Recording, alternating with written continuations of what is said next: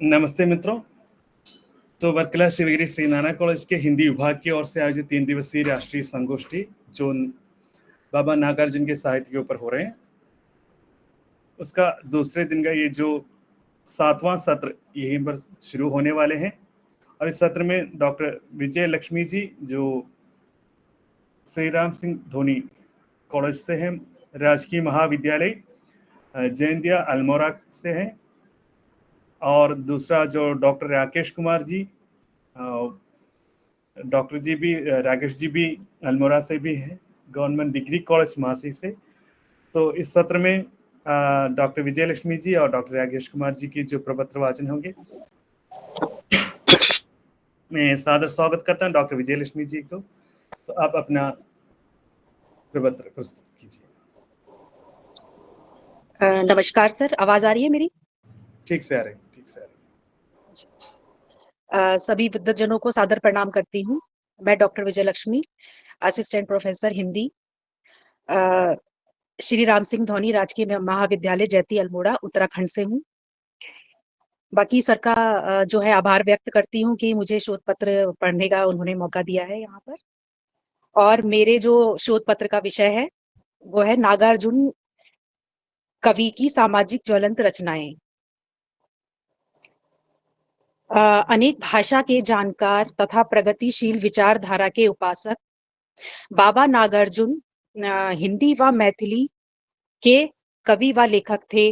उनका जन्म दरभंगा जिले के सतलखा ग्राम में 30 जून सन 1911 ईस्वी को बिहार में हुआ था। हिंदी में उन्होंने नागार्जुन तथा मैथिली में यात्री उपनाम से साहित्य का सृजन किया और अपनी घुमक्कड़ी प्रवृत्ति एवं अभावों में घुमक्कड़ी प्रवृत्ति एवं फक्कड़पन उनके जीवन की जो है प्रमुख विशेषता रही है। उनका प्रारंभिक जीवन बहुत ही कष्टों एवं अभावों में व्यतीत हुआ।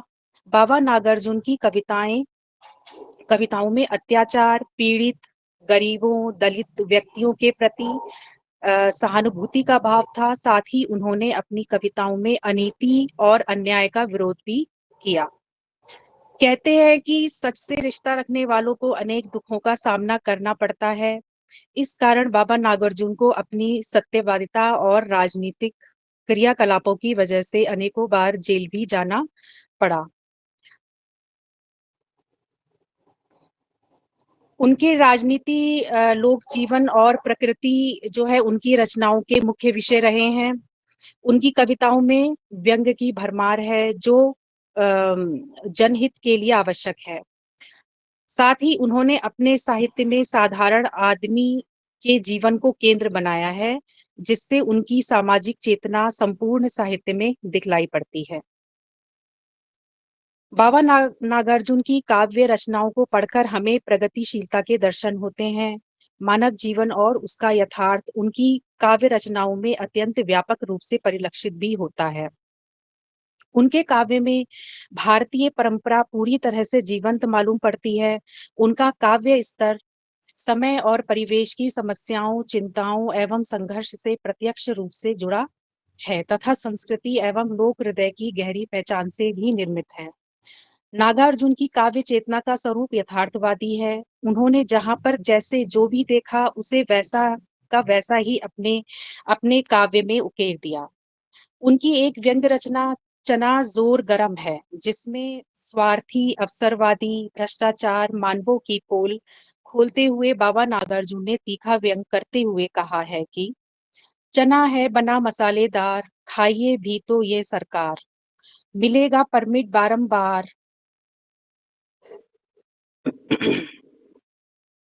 मिलेंगे सौदे सभी उधार, नया हो जाएगा घर बार की लद लद कर आवेगी कार। उनकी एक और रचना इस प्रकार है। 5 वर्ष की बनी योजना, एक नहीं दो तीन, कागज के फूलों ने ले ली सबकी खुशबू छीन। उपर्युक्त रचना में कवि ने देश में बढ़ रही भ्रष्टाचार और बन रही नई नई योजनाओं को की विफलता का जो है यथार्थ वर्णन किया है। बाबा नागार्जुन को सच्चे अर्थों में एक समाज सुधारक कवि कहा जा सकता है, जिन्होंने समाज और लोगों की परवाह ना करते हुए अपने स्पष्टवादी रचनाओं को सबके सामने प्रस्तुत किया। उनकी शासन की बंदूक कविता 1975 से 1977 तक आपातकाल के दिनों की है। आपातकाल इतिहास का केवल एक कालखंड ही नहीं है, बल्कि एक खुदगर्जी भरे लोकतांत्रिक सत्ता का अधोपतन का एक दस्तावेज भी है। प्रोफेसर रामचरण महेंद्र बाबा नागार्जुन की कविताओं को मजदूर वर्ग की हिमायत करती हुई कविता कहते हैं। उनके अनुसार नागार्जुन सर्वहारा कविता की धारा को तीव्र कर देते हैं। उनमें वर्ग मजबूर वर्ग की संघर्षशील चेतना समुन्नत रूप में प्रकट हुई है। पूंजीवादी चट्टानों से टकराती, भयंकर संघर्षों से तपती मजदूर वर्ग की हिमायत करती हुई नागार्जुन की काव्य धारा जनवादी परंपराओं में आगे बढ़ी है। उन्होंने साहित्य की सभी विधाओं में अपनी रचनाओं का सृजन किया। साथ ही उन्होंने प्राचीन पद्धति से संस्कृत की शिक्षा प्राप्त की तथा हिंदी, मैथिली, संस्कृत और बांग्ला में कविताएं लिखते थे। उनकी स्पष्टवादिता और यथार्थ को अधिक महत्व देने के कारण जनसाधारण की भावनाओं को केंद्र बिंदु में रखते हुए बाबा नागार्जुन ने अपनी कविताओं की रचना की। इसी कारण वे जन कवि कहलाए। कवि नागार्जुन एक उत्कृष्ट दार्शनिक भी थे और इसीलिए आध्यात्मिक अंतर्दृष्टि के पारखी भी थे।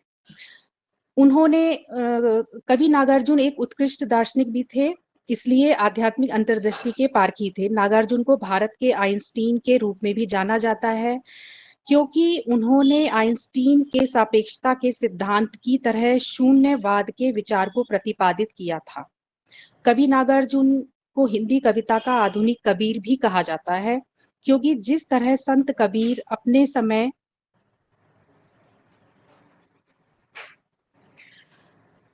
की विसंगतियों एवं समाज सुधारक के रूप में सादगी भरे अंदाज में लोगों पर निशाना साधते थे, इसी प्रकार नागार्जुन भी अपने दौर में वही करते हैं।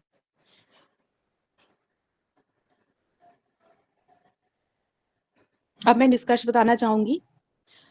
तो इस प्रकार हम कह सकते हैं कि नागार्जुन की कविताएं हिंदी साहित्य के प्रगतिवादी दौर की महत्वपूर्ण रचनाएं हैं। उनकी कविताओं की संवेदना में उनके संघर्षशील जीवन, घुमंतु व्यक्तित्व का परिचय मिलता है।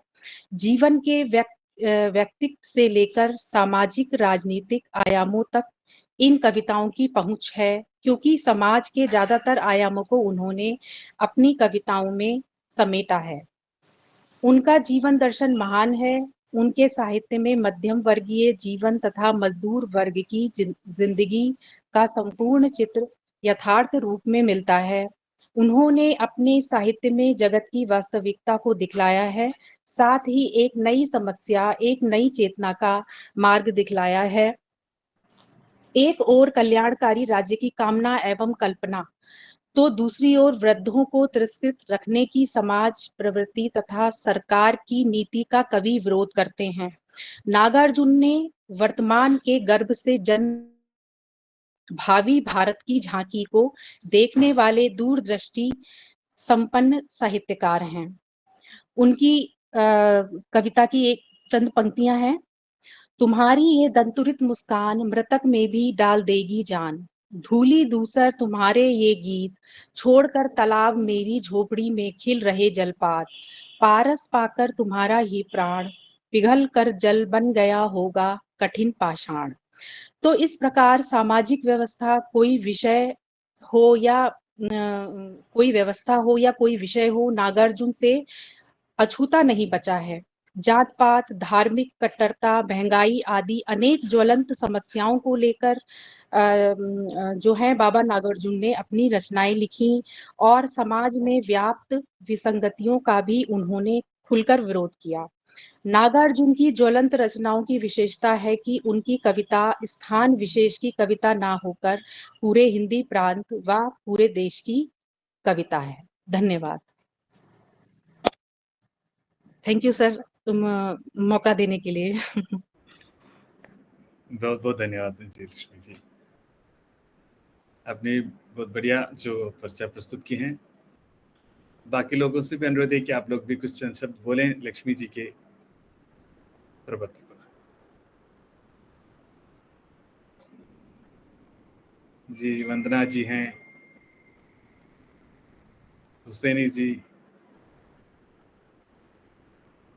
ठीक है, तो हम आगे बढ़ते हैं। विजयलक्ष्मी जी के जो प्रपत्र के, हाँ, हाँ, कुछ बोल रहे हैं चंद्र जी? हाँ नमस्ते, हाँ नमस्ते सर। एक्चुअली कुछ नेटवर्क इशू आ रहा था बार बार। हाँ सर, सर वाकई बहुत ही सराहनीय प्रस्तुति है सर। नागार्जुन का साहित्य वाकई में काफी प्रेरणास्पद है, और सर आज के वर्तमान समय में देखा जाए तो काफी साहित्य को समझने वाले इनके साहित्य से प्रेरणा ले सकते हैं। और वाकई मैडम ने बहुत ही अच्छी प्रस्तुति प्रदान की। Thank you madam. धन्यवाद मैम, धन्यवाद। बिल्कुल। थैंक यू विजयलक्ष्मी जी। और अगले प्रस्तुतिकरण के लिए डॉक्टर राकेश कुमार जी को मैं सादर आमंत्रित करता हूँ। राकेश कुमार जी। जी, हमारे जो संगोष्ठी के लिए रजिस्टर करने वालों में भी, और जैसे डिटेल्स और फोटो भेजने में भी पहले जो हुसैनी जी ने सबसे पहले फोटो भेजा था, और इसके बाद राकेश कुमार जी का आया था। और बहुत बहुत धन्यवाद राकेश कुमार जी। धन्यवाद सर। स्वागत करता हूँ। आप भी अल्मोड़ा के हैं ना? अल्मोड़ा से, गवर्नमेंट जी, कॉलेज पास अल्मोड़ा के हैं, प्रोफेसर हैं। तो हार्दिक स्वागत है आपका अपना प्रस्तुतिकरण के लिए। धन्यवाद सर। मेरी आवाज आ पा रही है सर? हाँ, ठीक से आ रही है सर। इस 3 दिवसीय सेमिनार के आयोजन समिति, प्रत्यक्ष और अप्रत्यक्ष रूप से इस कार्यक्रम को संपन्न कराने में सहयोग देने वाले आपके साथी लोग, इस कार्यक्रम में जुड़े विद्वान और विदुषी साथी लोग, मैं सभी का एक हिंदी विषय का छात्र होने के नाते स्वागत करता हूं और धन्यवाद देता हूं कि इस कार्यक्रम में आपने हमें वक्ता के रूप में जोड़ने का, बुलाने का एक कार्य किया। और उससे बड़ी बात यह है कि आपने नागार्जुन जैसे सत्ता विरोधी और सत्ता की आलोचना करने वाले रचनाकार को चुना। आपके इस साहस को मैं धन्यवाद देता हूं, बधाई देता हूं, क्योंकि अमूमन जब हम नागार्जुन को देखते हैं तो राजनीति के सत्ता के अगेंस्ट खड़े रहते हैं, और उन रचनाकारों पर बात करना, उनकी रचनाओं को समझना, उनकी रचनाओं को मूल्यांकित करना या अपने विचार रखना, उन पर बड़ा एक चुनौती भरा काम होता है। मेरा जो विषय है, मैं doctor Rakesh Kumar, assistant professor Hindi, राजकीय महाविद्यालय मासी, अल्मोड़ा, उत्तराखंड से। मेरा विषय नागार्जुन की कविता में लोक चेतना। लोक चेतना, लोक को हम कई तरह से समझ सकते हैं। लोकगीत, लोक भाषा, लोक उत्सव, लोक धर्म, और वर्तमान में अगर हम उसको देखें तो लोकतंत्र। उस लोकतंत्र में रामविलास शर्मा नई कविता और अस्तित्ववाद में लिखते हैं कि नागार्जुन एक जन कवि है। उनका जनवाद जितना सचेत है उतना ही अचेत भी है, और ये जो जनवाद उनका है, जो लोक चेतना उनकी है, वो उनके मिजाज में, उनके संस्कार में, उनके अचेतन में भी है, जो रचनाओं में दिखता है। इसलिए जब वो कहते हैं कि कलम ही मेरा हल है, कलम ही मेरा कुदाल है, कि किसान और मजदूर की जब बात करते हैं तो वही उन्हीं के हल और उन्हीं के जो कुदाल है उससे अपने कलम की तुलना करते हैं। बार बार नागार्जुन के लोक दृष्टि पर, लोक चेतना पर बात हो रही है, और बार बार कबीर का जिक्र हो रहा है, और नामवर जी ने उनको आधुनिक कबीर कहा है। तो कबीर जितना थे, और कबीर के बारे में जो दृष्टि एक बनती है, जो सोच बनती है कि ऐसा कहकर निकल जाना कि प्रतिभा के धनी थे, वैसे ही नागार्जुन जी के जो संबंध में जो बात बनती है वो भी यही है कि कबीर के संबंध में जब कबीर कहते हैं कि तू कहता कागज की लेखी, मैं कहता आंखन की देखी, तो नागार्जुन का जो जन चेतना है, नागार्जुन की जो लोक चेतना है, वो जन चेतना, लोक चेतना भी अपने सरोकारों से, अपने जन संघर्ष से निकल करके सामने आती है। कहते हैं कि जनता मुझसे पूछ रही क्या बतलाऊं, जन कभी हूं सच कहूंगा क्यों हकलाऊं। मुझे जो दिख रहा है, जैसा मैं महसूस कर रहा हूं, जैसा मुझे लिखना चाहिए, कोई हकलाहट नहीं, कोई हिचकिचाहट नहीं। मुझे जो दिख रहा है, मैं जो जन कवि होने का जो मुझ पर दायित्व है, जो मेरा दायित्व है, उस दायित्व का मुझे निर्वहन करना है। उनकी जो कविता है वो लोक संवेदना की संपदा है, और जो उन्हें अपने जो मिथिलांचल है, जो मिथिला उनका जन्म स्थान रहा है, वहां से उनको मिली हुई है। और उनकी जो संवेदना है, उनकी जो लोक चेतना है, वो बहुत व्यापक है, जितना देश है। और उसमें जो वैविध्य है, उसमें जो विविधता है, वो इतनी है कि कोई भी क्षेत्र, कोई भी लोक का कोई भी क्षेत्र उनकी दृष्टि से ओझल नहीं हो पाता है। इसलिए जब वो कविता लिखते हैं कि सिंदूर तिलकित भाल, उस सिंदूर तिलकित भाल में हिंदी मजदूर वर्ग की जो त्रासदी है वो स्पष्ट हमें दिखाई देती है।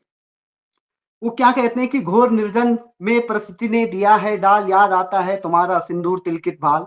कौन है वह व्यक्ति जिसको चाहिए ना समाज, कौन है वह जिसको नहीं पड़ता दूसरे से काज।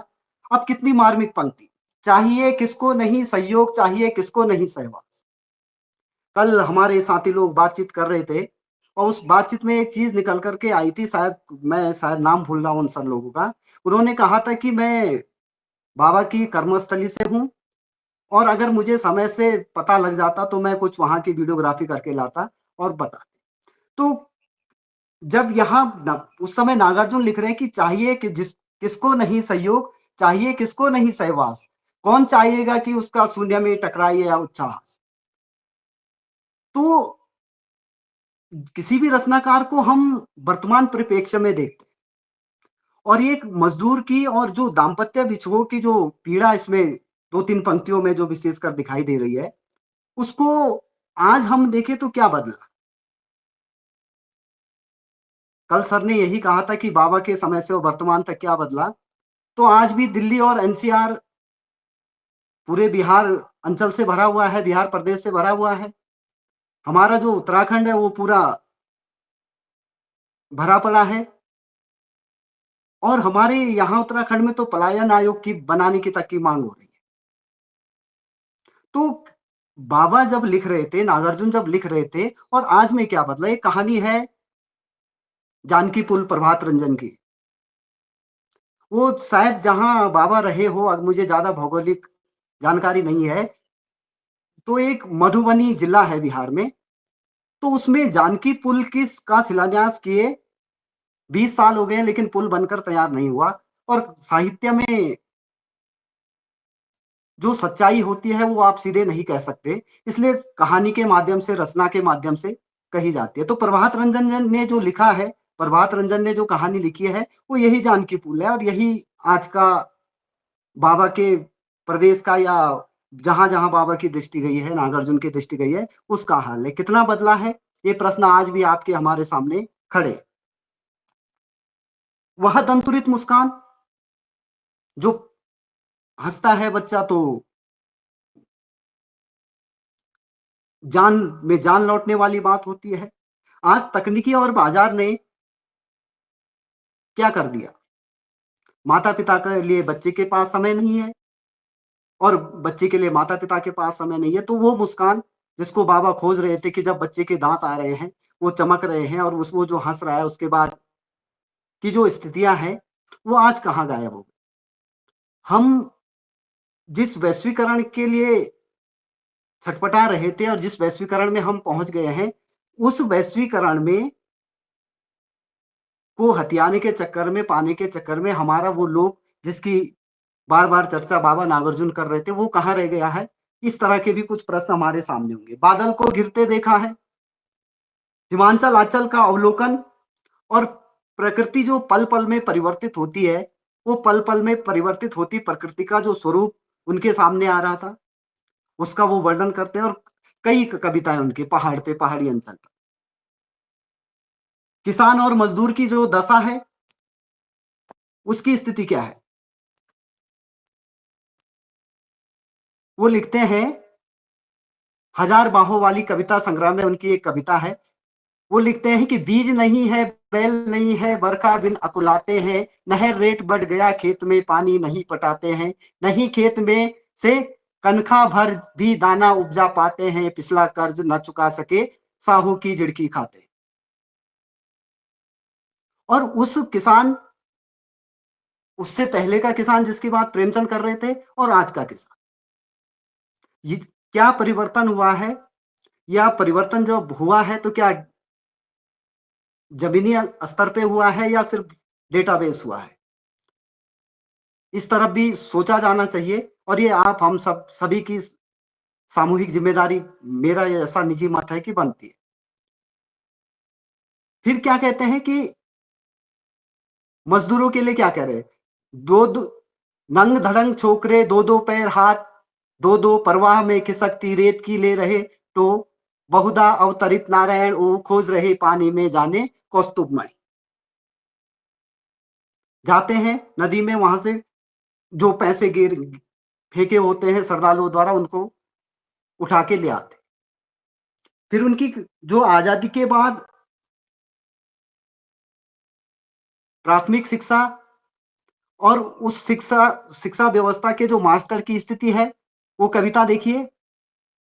घुनकाए सै तीरों पर 12 खड़ी विधाता वाचे, फटी बीत है छत चूती है आले पर, बिस्तुइया नाचे बरसा कर बेबस बच्चों पर, मिनट मिनट पर 5 तमाशे, इसी तरह दुखरन मास्टर घटता है आदम के साथ।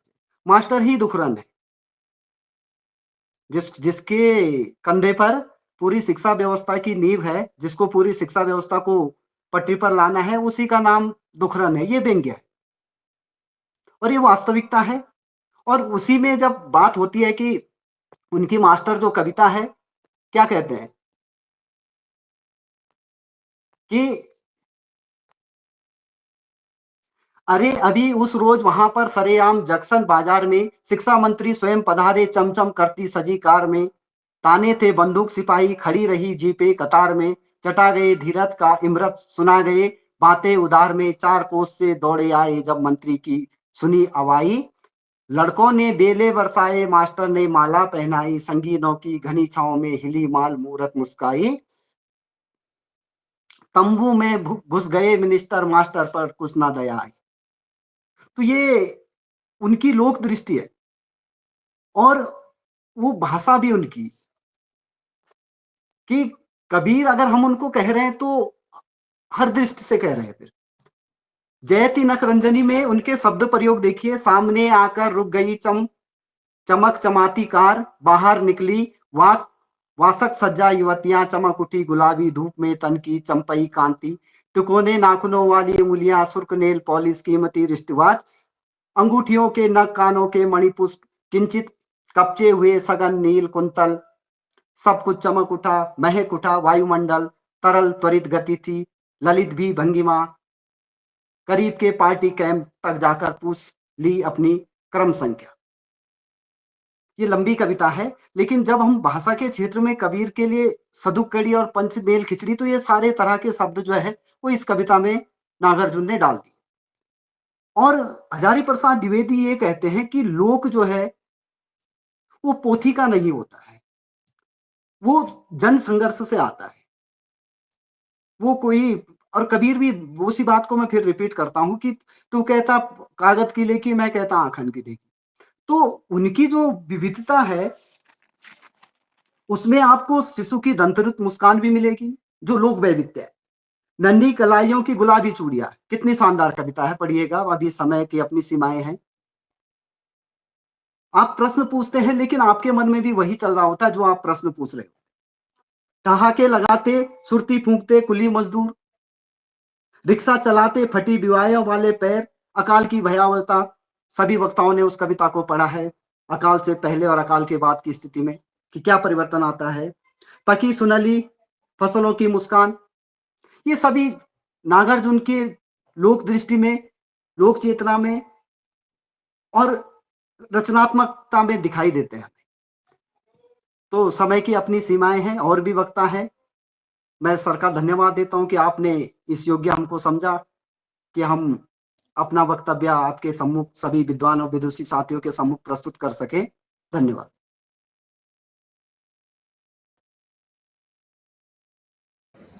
बहुत बहुत धन्यवाद डॉक्टर राकेश कुमार जी, राजेश, और आपने बहुत बढ़िया वक्तव्य दिए हैं, अपना पर्चा भी बहुत अच्छे से बनाए हैं। तो बाकी लोग भी कुछ अपना मत प्रकट कर सकते हैं। जैसे सातवां सत्र में डॉक्टर विजय लक्ष्मी जी और डॉक्टर राकेश कुमार जी दोनों उत्तराखंड से हैं।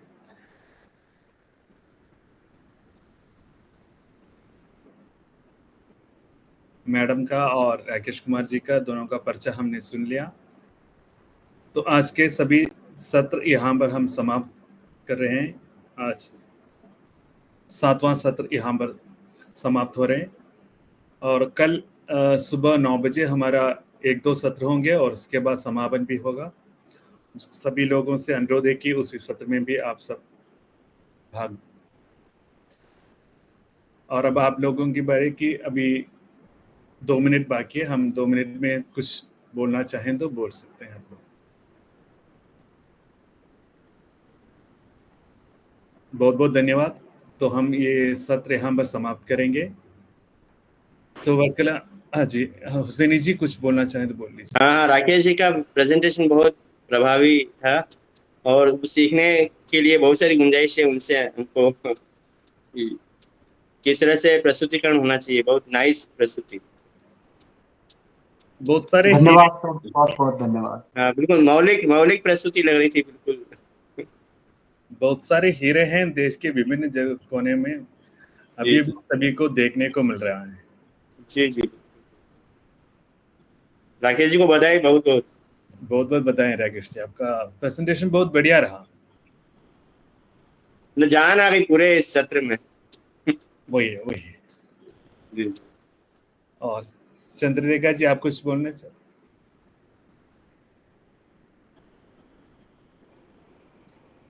नहीं सर, सर यही बोलना चाहूंगी कि सभी सत्र में सभी वक्ताओं ने बहुत ही अच्छी प्रस्तुति दी है, और अभी अंतिम प्रतिभागी के रूप में राकेश जी ने तो वाकई अपनी मौलिक प्रस्तुति डालकर इस सत्र में जान ही डाल दी है। सभी ने बहुत ही अच्छा बोला, और सर आपका बहुत बहुत धन्यवाद। Thank you. तो सबका एक बार और मैं धन्यवाद अदा करता हूँ। वर्कला शिवगिरी श्री नानक कॉलेज के हिंदी विभाग की ओर से आयोजित 3 दिवसीय राष्ट्रीय संगोष्ठी का दूसरा दिन यहाँ पर समाप्त हो रहे हैं, और इसका तीसरे दिन हम कल सुबह 9 बजे तय किया है। कल सुबह 9 बजे से 10 बजे या 10:30 बजे तक हमारा सेशंस रहेगा, और इसमें एक 10 मिनट का समापन समारोह भी होगा, और उसके बाद एक छोटा सा फीडबैक फॉर्म आप लोगों को दिया जाएगा, और इसको आप सभी से अनुरोध है कि उसको भी फीडबैक भी दें ताकि आगे के कार्यक्रमों में हम सुधार लाएं। और आप लोगों का बहुत बढ़िया जो सजेशंस मिलेंगे, तो आप लोगों का सुझाव मिलेंगे, तो आगे भी कार्य करने में हमें बहुत कुछ प्रोत्साहन भी मिलेगा। बहुत सारी योजनाएं हैं, आगे भी आप सभी लोगों से मिलके हम सब भी हिंदी प्रेमी एक साथ मिलकर काम करने का। और हमारे विभाग की ओर से हमने कुछ नए योजनाएं भी बनाए हैं, जैसे हिंदी भाषा के लिए। यहाँ पर तो हिंदी तक भाषा प्रांत है। यहाँ पर हमारे कोर्स में भी बहुत सारे बच्चे हैं, लेकिन सब अन्य वैज्ञानिक विषय सीखने बच्चे हैं, और उसी में से उनको सेकेंड लैंग्वेज के रूप में, वैकल्पिक भाषा के रूप में ही ये सीख रहे हैं। अब हमारे कॉलेज में जो 4 ईयर यूजी प्रोग्राम इसी साल से शुरू हो रहे हैं NEP 2020 के आधार पर, तो सेकेंड लैंग्वेज के तौर पर वहाँ पर एबिलिटी एनहेंसमेंट कोर्स जैसे हिंदी भाषा सीखने का है, और जैसे मल्टी डिसिप्लिनरी कोर्स हैं, और इसमें भी हिंदी सिखाने की जो मौका हमें है, तो उसके लिए बहुत कुछ कार्य कर रहे हैं। इसीलिए हमने हिंदी विभाग को और भी ज़्यादा बेहतर बनाने की कोशिश में हैं, ताकि ज़्यादातर बच्चे हिंदी से आकृष्ट हों और हमारे हिंदी भाषा को सीखें और आगे बढ़ें।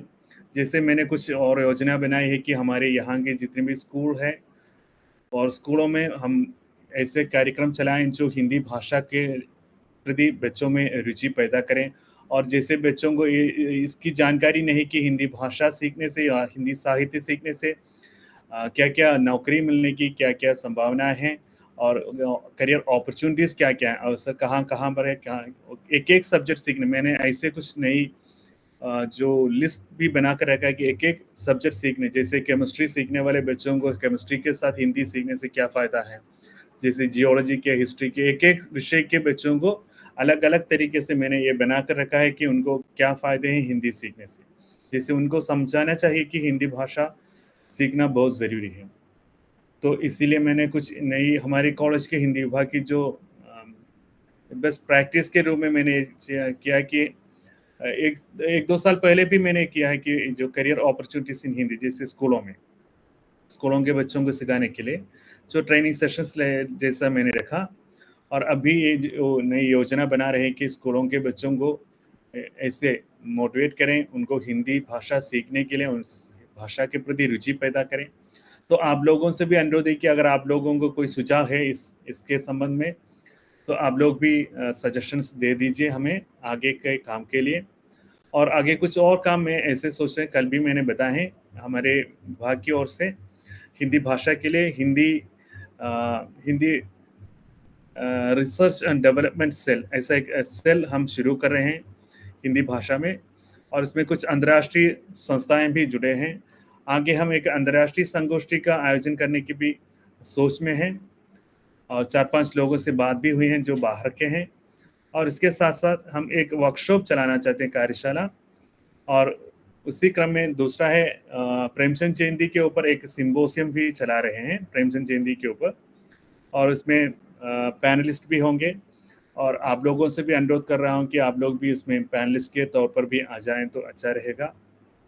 जो ऑनलाइन पर भी होगा और ऑफलाइन भी चलेगा, अलग-अलग सत्र रहेगा।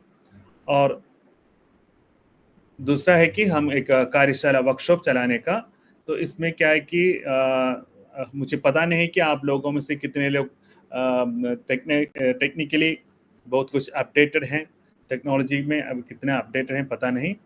जैसे हमारे यहाँ पर भी देखें तो बहुत सारी जो हिंदी भाषा के जो टीचर्स हैं, अध्यापक हैं, वो हमेशा वो भाषा और साहित्य के पीछे हैं, पूरा ध्यान रखते हैं, टेक्नोलॉजी में ज़्यादा ध्यान नहीं रखते हैं। तो मेरा ये कहना है कि हमें क्या है कि इन तीनों में अपडेट करते रहना बहुत ज़रूरी है। जैसे हमें जो स्किल्स चाहिए अध्यापन के लिए, उसमें भी हमें अपडेट करते रहना चाहिए। और जैसे भाषा के ऊपर और साहित्य के ऊपर भी हमारे नॉलेज में वो भी लगातार अपडेट करते रहना चाहिए। और साथ-साथ इन दोनों के साथ-साथ हम सब जानते हैं कोरोना के समय पर आके जैसे भाषा पर और साहित्य के ऊपर बहुत बड़े विशेषज्ञ हैं और उनके क्लासरूम टीचिंग में भी वो बढ़िया काम कर सकते हैं, लेकिन वो ऐसे ऑनलाइन टीचिंग पर आ गए तो कई लोगों को बहुत कष्ट उठाना पड़ा। तो ये टेक्नोलॉजी में भी हमें अपडेट करते रहना चाहिए, आगे बहुत कुछ काम हो रहे हैं। तो इसीलिए जो टेक्नोलॉजी के ऊपर भी हम कुछ वर्कशॉप चलाना चाहते हैं। तो आगे कुछ कार्यक्रम की योजना कुछ ऐसे हैं, आप सभी लोगों की जो सहयोग सादर प्रार्थित हूँ। और वैसे इस आज का दूसरे दिन यहाँ पर समाप्त हो रहे हैं। आज के सत्र में जितने भी लोग पर्चा प्रस्तुत किए हैं उन सभी का, जैसे हुसैनी बोरा जी हैं, डॉक्टर चंद्ररेखा शर्मा जी हैं, डॉक्टर लिटी योहनान जी हैं, और जैसे डोली गुप्ता जी, डॉक्टर विजय लक्ष्मी जी, डॉक्टर राकेश कुमार जी, सभी का मैं धन्यवाद अदा करता हूं। और जितने भी लोग भाग लिए हैं, सुन लिए हैं, अपने अपने सुझाव दिए हैं, उन सभी का भी मैं तहे दिल से धन्यवाद अदा करता हूं।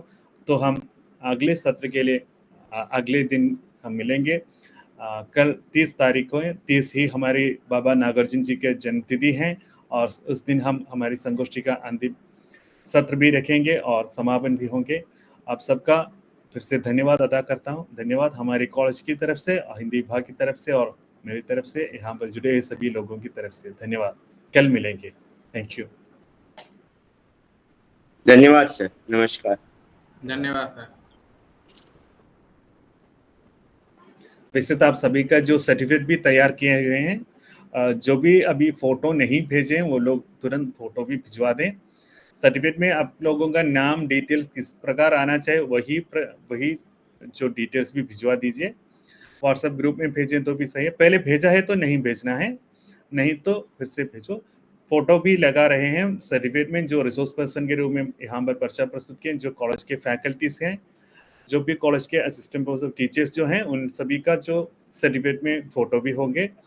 और तो इसीलिए आपका कौन सी फोटो उसमें आना चाहिए वो भी आप लोगों की मर्जी है कि आप लोग अच्छा सा फोटो भी भेजें। पहले भेजा है तो नहीं, कोई दिक्कत नहीं, मैंने देख लिया है सभी का। वैसे तो सर्टिफिकेट सब तैयार हैं। कल परसों सर्टिफिकेट भी जो समापन सत्र के बाद ही सर्टिफिकेट भी आप लोगों को दिया जाएगा। पूरा सोच रहा था कि कल का आज ही देना है, आज ही पूरा तैयार करके मैं भिजवा देता हूँ। और जिन लोगों ने जो पैसा जो बाई पोस्ट सर्टिफिकेट मंगाए हैं उन लोगों का मैं उन लोगों का जो सिग्नेचर सब वगैरह प्रिंसिपल और सभी से करवा के कॉलेज का सील भी लगाना है, लगा के वो भी पोस्ट कर देंगे। मंडे को हमारे कॉलेज के जो नए साल के बच्चे आ रहे हैं एडमिशन का ड्यूटी भी है, थोड़ा कुछ व्यस्त रहेगा। मंगलवार को नहीं, अगले दिन ट्यूसडे को मैं वो भी कर लेंगे। ठीक है, बहुत बहुत धन्यवाद, कल सुबह मिलेंगे। Thank you.